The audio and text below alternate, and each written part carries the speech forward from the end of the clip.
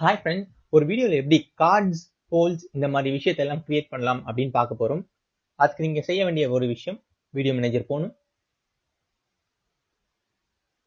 Video manager போயிட்டு edit என்ற ஆப்ஷனில் கார்ட்ஸ் அப்படின்னு இருக்கும், அதை கிளிக் பண்ணணும்.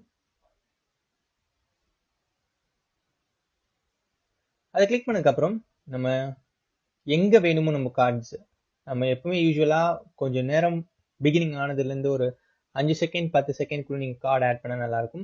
இதில் என்ன பண்ணலாம்னா, நீங்கள் கார்டுக்கு வந்து ஒரு வீடியோ லிஸ்ட்டோ இந்த மாதிரி எல்லாம் இருக்குது அப்படின்னு பிளேலிஸ்ட் அதெல்லாம் கொடுக்கலாம்.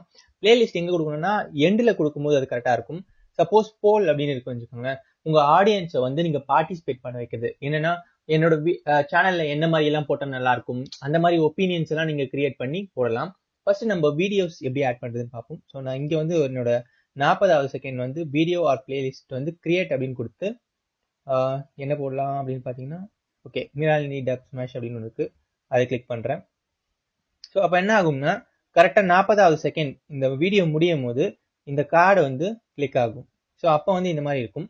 இது வந்து இந்த கார்ட்ஸ் வந்து மொபைல்லையும் கரெக்டாக ஓப்பன் ஆகும், சிஸ்டமில் பார்த்தாலும் ஓப்பன் ஆகும். இதே நீங்கள் அனோட்டேஷன்ஸ் பார்த்தீங்கன்னா மொபைலில் வந்து ஓப்பன் ஆகாது. அதுக்காக தான் கார்ட்ஸ் ப்ரிஃபர் பண்ணுவாங்க.